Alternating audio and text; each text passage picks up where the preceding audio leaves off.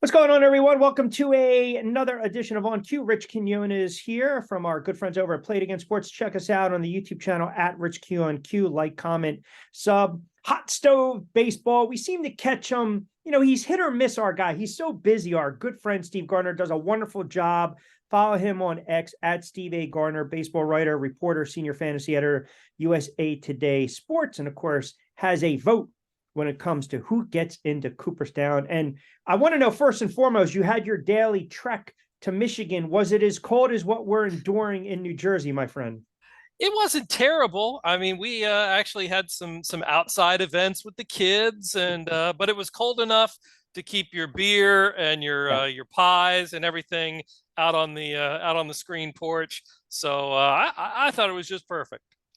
Hey, let me ask you this, because I know we didn't have a too much of a chance to talk during the playoffs. Hell of a run by the Diamondbacks. I told you, shame on me. I had them going to the NLCS, winning it, but yet I never put a future for them to win the World Series. So that's a no-no.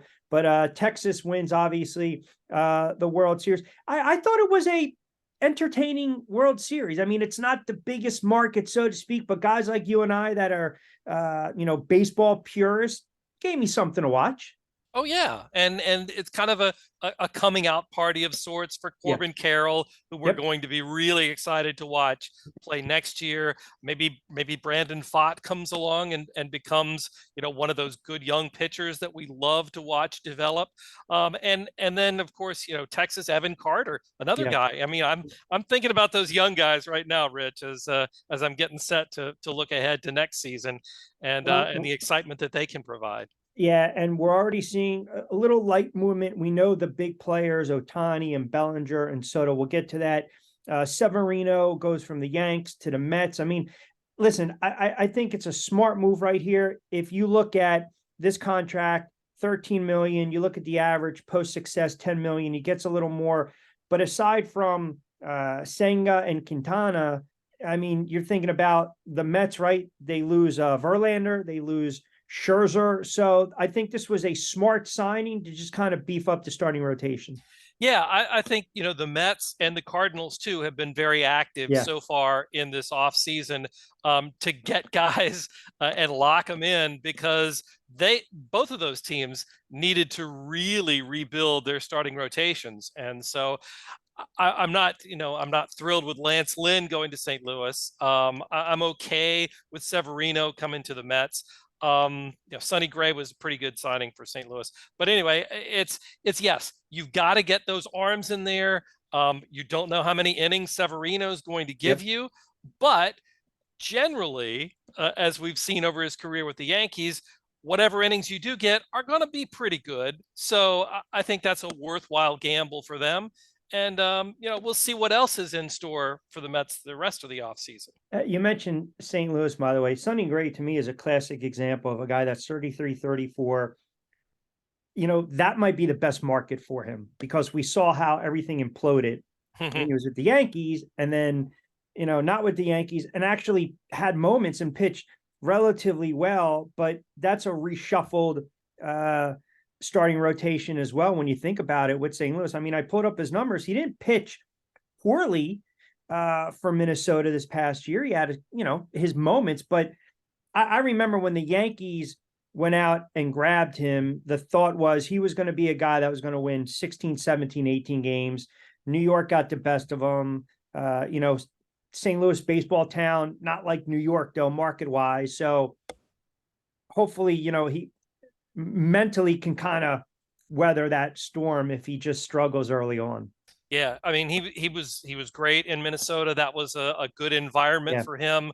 I mean ERA's right on either side of 3 for both of those seasons, and he took every start this year for the Twins and was huge. So yeah, I think that's something that St. Louis definitely needed.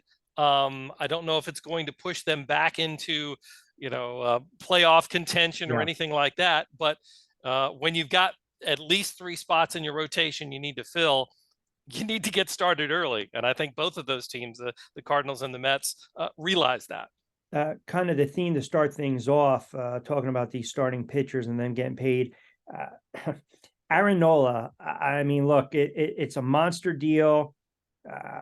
I look at Aaron Nola as we would debate and argue over the years when it came to Clayton Kershaw, right? The great regular season success. When can he do it in the postseason? You know, a couple things with Nola. He's durable. He's going to give you innings. It's a monster deal. I know it jumps from 60 million to 24 million. He was 12-9. I think the ERA was right around 4.46, 32 starts. Everyone's going to look at that game six, the implosion, if you will. I think it's a little too much for where he's at stage of his career. You're not getting 2018 Aaron Nola, 17-6. You're not. But I'm wondering if this is more of we're paying you because, again, I don't know if the market bears this. You tell me. You would know more than I do. But I think this is more of a loyalty thing. He had a nice run in the postseason, aside from the one hiccup. But he's a durable guy. He's going to give him innings. He's a veteran. He solidifies that starting rotation as well. And he's a guy you can count on every 5 days. Yeah, I think you're right. And the Phillies have shown that spending money is not a deterrent to keeping the guys that they Yeah. want or getting the guys that they want. And so Aaron Nola, you look at the free agent market and, except for Yamamoto coming in, who are the stars there? I mean, Aaron Nola was one of the best pitchers on the free agent market. He was a huge component of your success. And, he kind of has that even year, odd year, good year, bad year situation going. This year, not a great regular season in terms of the ERA. So maybe he rebounds and has a great season next year for the even years. So I think he seemed to be well liked in the Phillies clubhouse, No doubt. and for the success that they've had, especially the past couple of seasons, you don't really want to mess with a whole lot of that. You want to keep the momentum going. And I think that was, as much as the performance on the field, a reason for them to try their best to re-sign him. Do you ever look at the contract, though, and say, does it match up with the production? Or is it different in baseball because everyone's overpaid, it seems? Yeah, I think especially for longer term deals, you kind of realize you're getting the bulk of the value up front. And as players age and the contract looks a little bit worse in those later years, you're going to find ways to save money elsewhere, or sometimes you have to eat some of that. Yeah. But I think teams are looking at, okay, let's maximize, especially with these long-term deals, what we can get right now, and we'll worry about later. And I think that's kind of what San Diego is going through a lot of now, in their spending spree that they've had over the last couple of years. Well, now they got to figure out what to do to get some of that money off the books. We're going to get to the pause in a moment. 7 years, $1.72 for Nola. I just, again, I get the innings, a little too high ERA. You look at being a vet in the next couple of years. If I get 12-9 next year for 4.46, I'm going to start harping already on this contract, right? But he felt comfortable with the Phillies, and they felt comfortable with him, and I think that's one of the reasons. And I'll tell you too, Rich, the innings thing is huge. Being able to go out there and give your team 6-7 innings, maybe a little bit more. I think we haven't found a way to quantify that yet on the effect it has on your bullpen and allowing them to be a little bit fresher and not having to go deep into it, because teams are going through so many pitchers in that bullpen. There's so many injuries and everything like that. If you have a guy that can go out there and take 32 starts in a season, as he's done, discounting the COVID year, I mean, he's made every start for the last 5-6 full seasons, something like that. It's pretty impressive, and those kind of pitchers are really hard to find. Would you take 25 starts and a guy that's guaranteed to go 6 2/3, or would you take 32 starts and you're pulling a guy after 4? I would take the first pitcher. I want guys to go deep, and especially, where are you going to find that sixth starter or a long reliever. There aren't that many of I those just feel that we you don't. can pull I out. feel we don't see it anymore. I Yeah. just I mean, pitch count, right? I mean, think about this a couple of years ago. What did Washington do? And you and I went back and forth when we were talking about the whole Strasburg situation. Hmm. And you want to save these guys, and it's not. I went back the other day and I was looking through 88 to 98 and just some of the starters back in the day, and you're talking 8, 10, 15 complete games a season Oh for yeah. guys you would never really suspect. And now you look at it and you probably, I think you have to go back. I want to say one of the last pitchers in the AL to have more than 15 complete games was David Price Mm. years ago with Tampa Bay. My point being, for what they're getting paid, I would like to see these guys go deeper into the game, but I get the analytics. I understand they want to shorten up the game. They want to get to the middle relief. They want to get to the pen. But man, if I'm paying a guy $1.72, give me Nope. six, You right? do want them to go. You definitely want them to go Yeah. deep, and it's a dying breed these days for sure. So I've been going back and forth with my buddies this whole Juan Soto, and at first glance, all I think of, I didn't want them to get Stanton, and now they can't get rid of him, right? I mean, it's just Hmm. let's be honest, the numbers, the production, the injuries. Soto, fantastic player, gets on base, 25 years of age. We know the numbers: 275, 35 home runs, over 100 ribbies. He's led the league, I think, 3 straight seasons when it comes to walks. He gets on base, but I'm not willing to give up, say, Dominguez or Volpe or Thor. I mean, you're talking about, top prospects. We already saw with Volpe. He's the top infielder. We saw what he was able to do as a rookie Yep. with 20 plus home runs. Dominguez is their second highest ranked prospect. He's an outfielder. You have another arm. I'm not willing to do 3 for 1. I guess the question in short is, do you see the Yankees being a serious player here for Soto? And ultimately, where do you believe Soto is going to wind up? Yeah. That's a fantastic question. I do feel like because he fills a need, number one, in the outfield, Mm, and number two, because he's a left-handed hitter. I think that's, when you've seen Aaron Judge, yep. all the guys they brought in Yep. around him with Stanton, all those right-handed hitters, and yet that short porch is sitting there in left 100%. field or in right field Yep. for a left-handed hitter. I mean, Rizzo took advantage of that, but didn't do a whole lot else, other than hit some home runs. So yeah, Juan Soto would be the perfect player for the Yankees there. Rich, I don't think they'll need to give up a top prospect because Soto's only got one more year left on his contract. I mean, I think the price, while it should be high, is probably not as high as one might think for Juan Soto because he's going to be a free agent and can sign anywhere after that. I mean, Yeah. you look at the prices that relatively speaking, teams pay for guys at the trade deadline who are going to be free agents. It really looks like a pittance. Yeah. And I don't believe that it will look that way necessarily for Juan Soto. Um, if they trade, if anybody trades for him at the beginning of this season, but I think the Yankees could put together a package that would make the Padres seriously consider it, and they wouldn't have to part with either Dominguez or Volpe. Maybe some guys, and I don't know the Yankees farm Okay. system top to bottom, but I think some of the younger guys, that's where the Padres are looking to kind of restock. So maybe you can find a match in there. You think at least two, say, of their top 100 prospects? Absolutely. I think maybe two of their top 10 prospects and maybe a third flyer, a Yeah. guy that has high upside or something in the low minors. I think that could possibly get it done.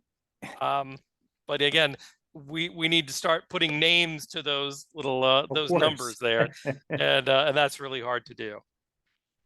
Explain to me why the Padres just can't, they seem to not be able to put it together. Like on paper, when you look at their lineup, Hmm. it is, they're absolutely stacked.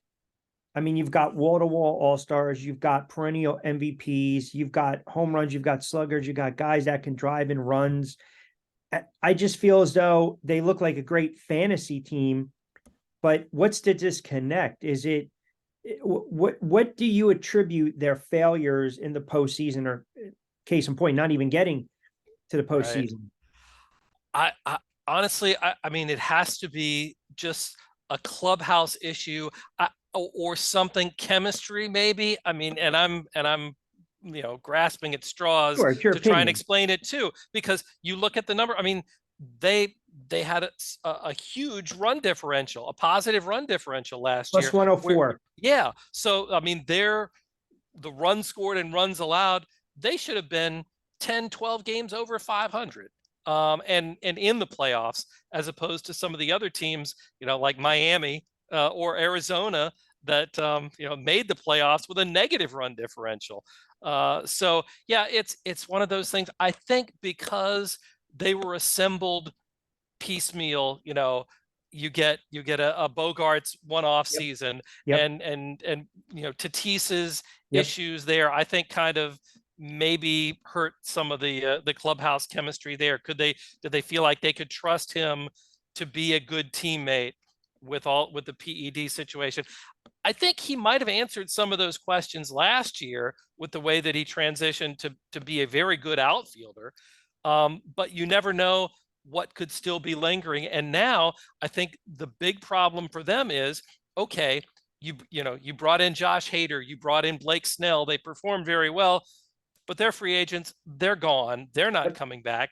So Yep. you've got to retool the team, and with no real consistency there, I think that's one of the reasons that the Padres never could, be more than the sum of their parts, not even as much as the sum of their parts. And that's a real, a tough thing to do when you're a Major League Baseball team over 162 games. Yeah, I mean, listen, it's a competitive division. We know that, but for the team they assembled, they've been just underachieved. I mean, it's just No question about it. uh let me throw out two names for you, Bellinger and then my guy, Ohtani. Let's start with Bellinger. When we turn around opening day, what uniform is he donning? I'll tell you what, I mean, again, that left-handed power would look awfully good in New York in Yankee Yeah, I was thinking Stadium. that too. And it seems to me that maybe the Yankees focus on Juan Soto because he's a little bit younger, he's a little bit more consistent, and see if they can work out a deal there. If they can't get a trade for Soto, Plan B. then I think Bellinger has to be, one of their top priorities, because they need a center fielder. He's fantastic defensively out there, but he can also play first base, which is a huge bonus Yeah. for the Yankees, keeping his bat in the lineup and being as good as he is at any position on defense. So I mean, that makes a whole lot of sense to me, at least. And yeah, I think, again, with his dad, already having those Yankee Yep. connections, Yep. I think it seems like one of the easiest calls if you're making bets on which free agent goes where, that the Yankees would be major players for Bellinger.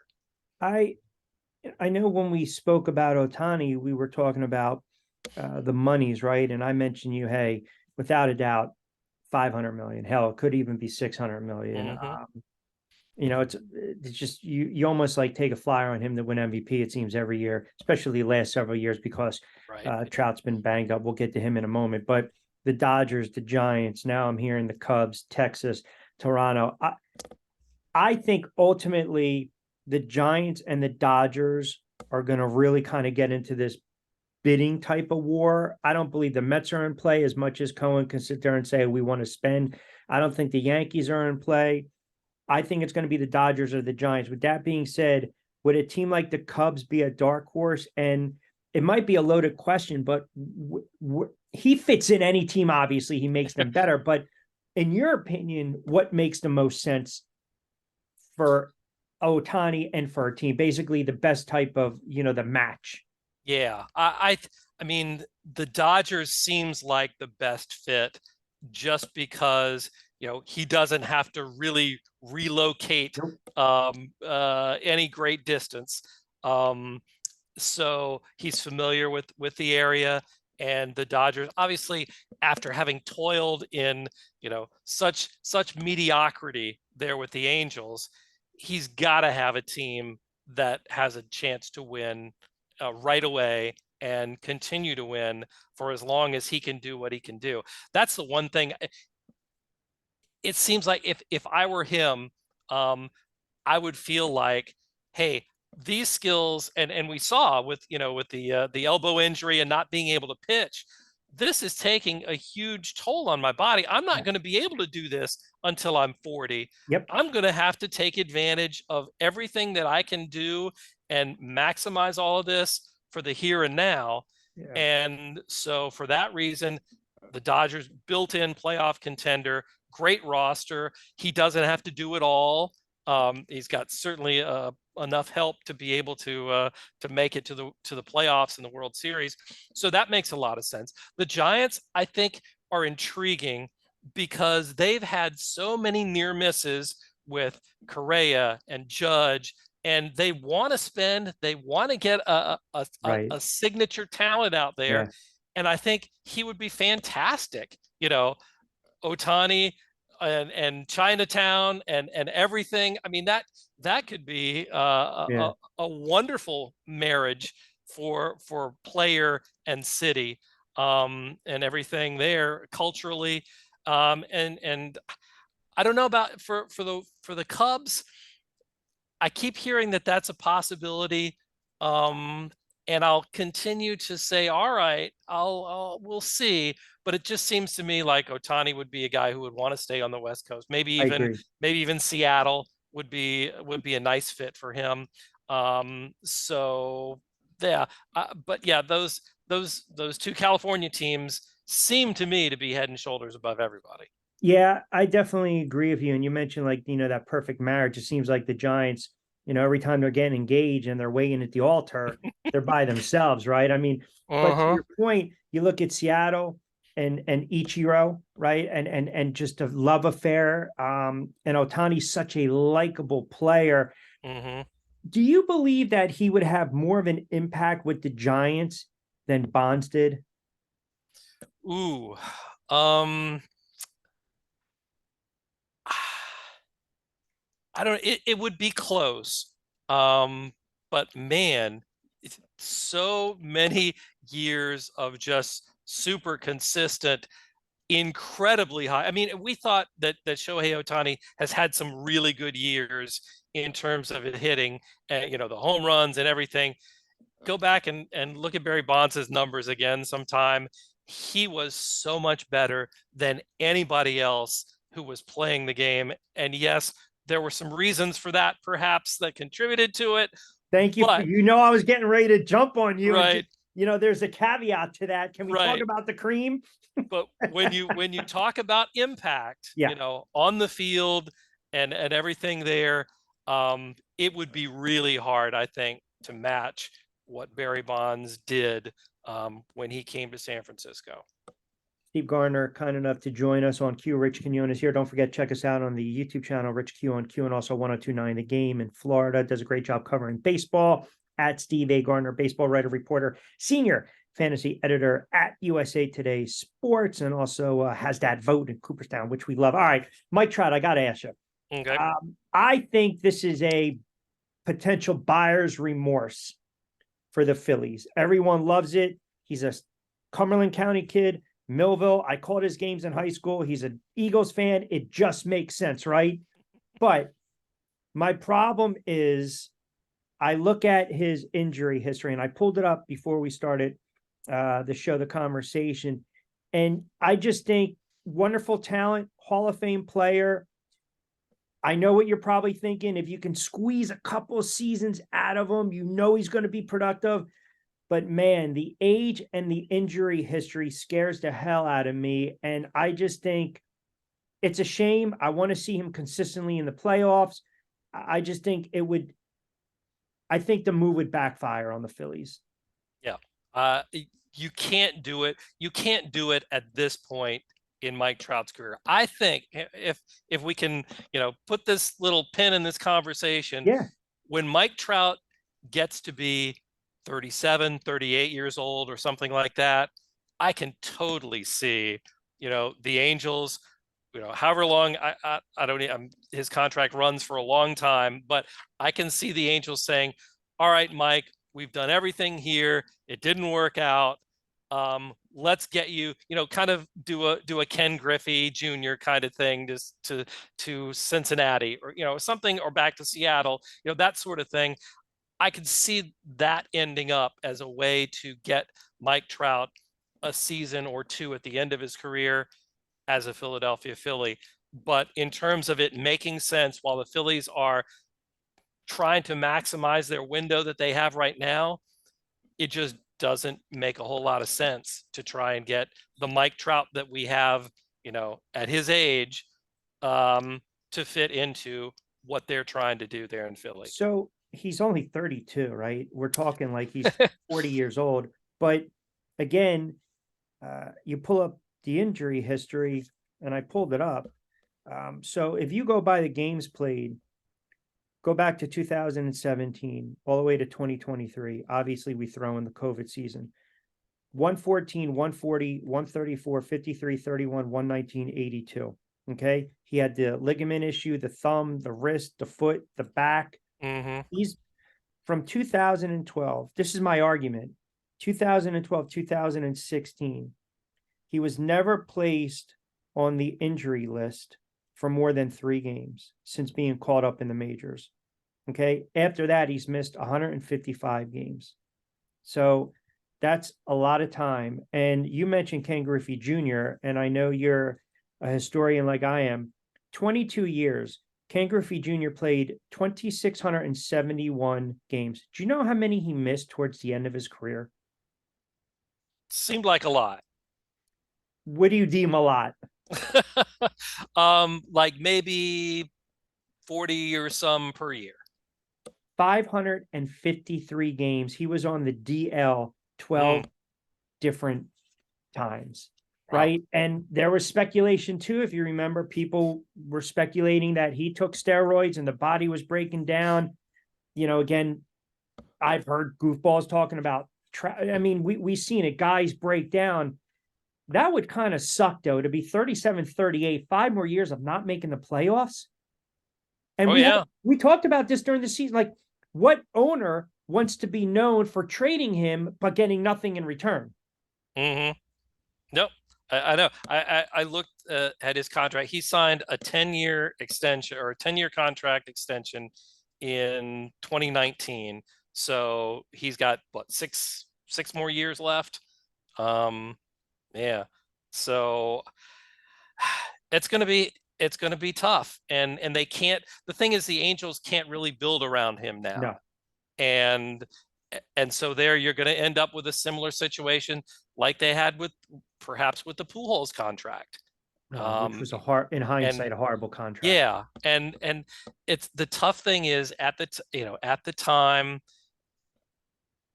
Pujols was at the peak of his game, and you're paying for the peak now and worrying about the decline later, and It just came a lot sooner than they had suspected.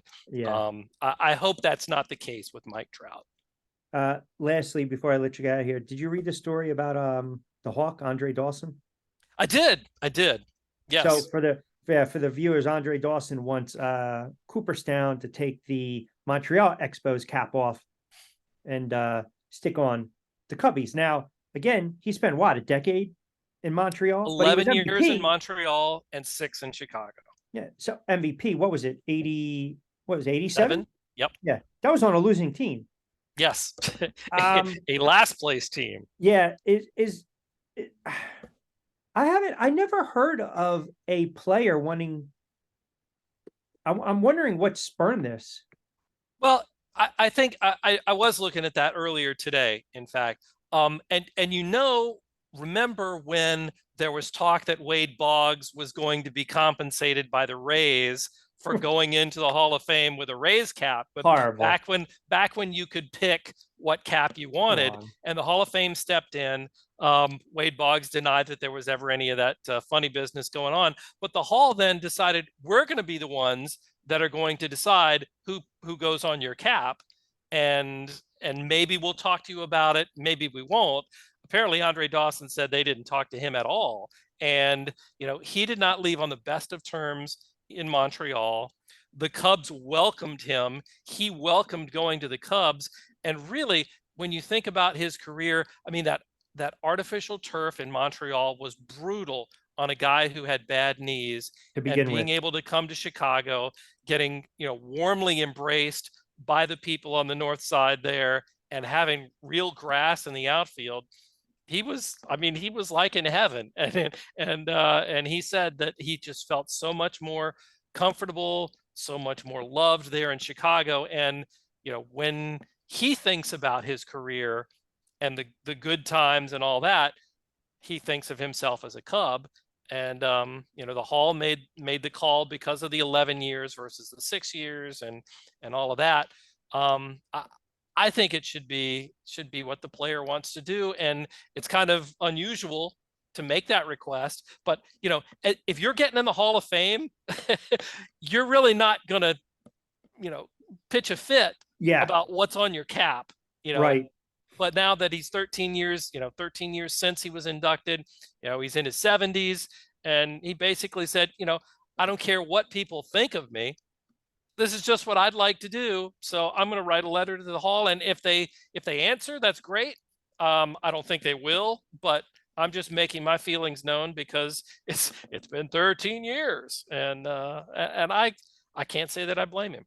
I kind of laugh when I look at some of these stats, and I go back and I watch a lot of these older teams on like YouTube or MLB Network. Mm-hmm. So 81 strike shortened season, right? So Expos 81 was a strike year, correct? Yeah, I believe so. Because the Dodgers beat the Yankees. Yes. Okay. Yes. Okay. So they were in the NL East, obviously. I mean, this tells you all you need to know. Carter, Scott, Chris Spear, Parrish, Raines, Dawson, Wallach. You'd say to yourself, that's not bad top to bottom, right? They had two players that hit over 15 home runs. Gary Carter, the kid, and Andre Dawson. No one else hit more than 10. I mean, it's crazy when you think how the game. Yes.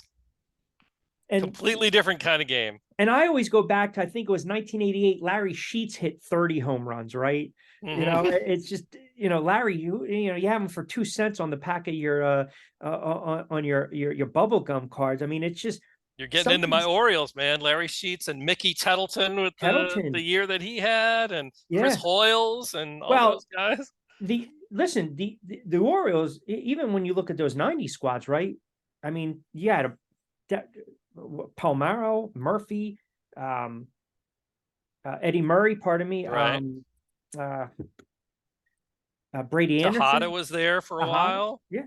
I mean, these guys were hitting 30, 35 plus home runs. And then you look at like the Braves roster this past season, and you see like all their numbers. But by the way, your Baltimore squad, are they going to go after I don't want to butcher his name, that Japanese pitcher? Yamamoto? Yeah. I don't get the sense that they will. To me, it seems more like, maybe because he's going to be tremendously expensive. And I don't know that the Orioles are willing to put out the big bucks to get the premier free agents. I think they may go for somebody like, a Lucas Giolito, a reclamation project with high upside, something like that. And they can get away with maybe not having the best starting pitchers because the park plays a lot more pitcher friendly since they moved the fences back in left field. So that would be my thought. I can't wait to see Yamamoto come to the major leagues because of the numbers that he put up almost maybe even better than Pedro Martinez in his prime numbers in the NPB this year and the last several years. I'm fascinated. He could very well be, including Shohei Ohtani, including, Tanaka and everybody else, the best Japanese pitcher to ever come to Major League Baseball. Is there, He's young. It's just talk about a bidding war for Ohtani. yeah. Yamamoto is going to have a pretty darn big How old is bidding he? war. I think he's like 24 or So 5, he's something like young. that. The reason I was going to ask, because it seems as though when you look back at some of these Japanese pitchers, they've come over Yes, after a to MLB. long period of time. Yeah, and if you get 5, 6, 7 years out of them, that's pretty good, right? Right. Yeah. So it'll Yep. be 25. He's 25. Okay. So all right. Yeah. Man, I'm still curious to see what the Yankees are going to do. I want to see where Ohtani lands. I mean, it's just I'm kind of chomping at the bit because I enjoy for my money. I think Ohtani is such a. We're going to look back 15 years from now, and we're going to go and we're going to watch these games. Are going to be like, man, this guy was, our generation Babe Ruth when you think about it, right? yeah, I mean, absolutely. Absolutely. he's already a Hall of Fame player, is he not?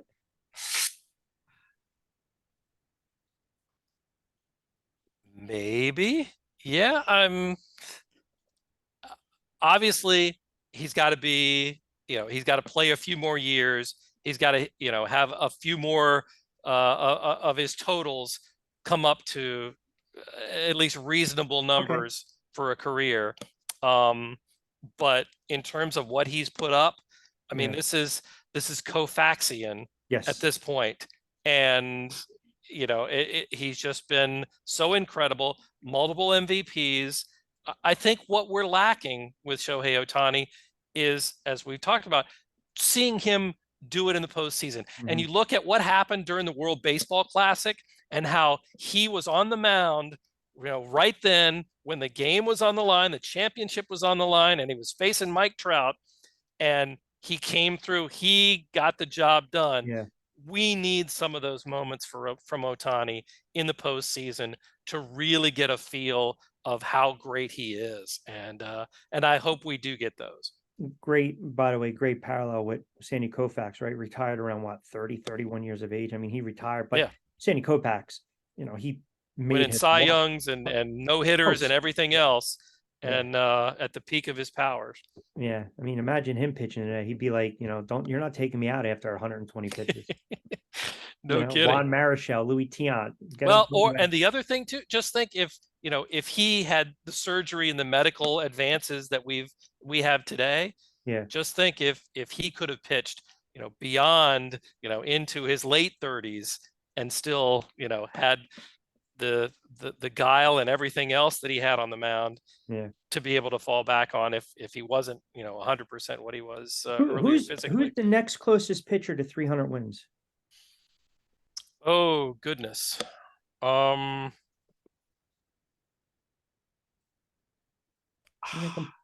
up. How many does killing me? How many does? Let's see. Wainwright got 200. Okay. Verlander maybe. That's who I was gonna. Let me might be the guy in terms of Verlander right now. Active. 257. Okay. And he's up there, man. So 257, say another 43. He'd have to pitch probably for, depending upon how many starts, another what? 3 to 4 more years. Yeah. Be pretty impressive though. I mean, listen, I just got to stay healthy. Yeah. I mean, and let's not forget too, he had a season where, and again, you would know quicker than I would, lost 18 games, 17 games. Everyone was talking about, getting rid of them, go down to the minors, try to figure it out. I mean, it's very rare that we sit there and say Hall of Fame pitchers have had those types of seasons where they've lost 16, 17, 18 games in a season. Yeah. Roy Halladay, had his issues at the beginning of his career. Yeah. Cliff Lee Um, had some issues too, right? yeah. Yeah. And Zach Greinke, I don't know if he's going to make it to the Hall of Fame, but he went from really bad to really, really good. So yeah, it says something about pitchers who maybe have to change their mentality, change their mechanics or whatever. But yeah, Verlander was pretty close to flaming out, it seemed like, in Detroit, and then goes to Houston. Maybe gets a little bit of different instruction, Sure. and boom, back to being dominant again. Kershaw's got 210. He's not going to hit 300. No. But again, you look at his won-loss ratio. I mean, listen, he's, as much as I've killed him in the past, he's a great pitcher. He's a Hall of Fame pitcher. Hall of Famer for sure. I just needed him to do it in the postseason. That's all, No, and he did. I hear you. It's not a big ask. It's not a big ask. Get a shot every year. Sure. Yeah. So, do you have anything cooking right now with USA Today in the baseball coverage? Just a lot of hot stove stuff. Yeah, for the most part, that, and we'll start looking into the qualifications and the cases for these guys coming up for the Hall of Fame in December. Into the lead up to that, and I'll dig into my personal ballot. I haven't really gone all in on doing my research, but I will need to do that here in the next month, and I'm looking forward to doing that as well. Yeah, because once I know and I get the green light that you've done your research on that, and the names start to kind of trickle out, then we will have our annual gentleman discussion / debate. Sounds great. I embrace that debate. He, of course, is Steve Gardner. Don't forget, follow him on X at Steve A. Gardner. Does a great job. Baseball writer, reporter, senior fantasy editor, USA Today Sports. And he's got that vote to call the Hall, as we like to say. Good follow on X, formerly of Twitter. Steve, always appreciate you jumping on board for a couple moments, pal. Thanks so much, Rich. Always a pleasure.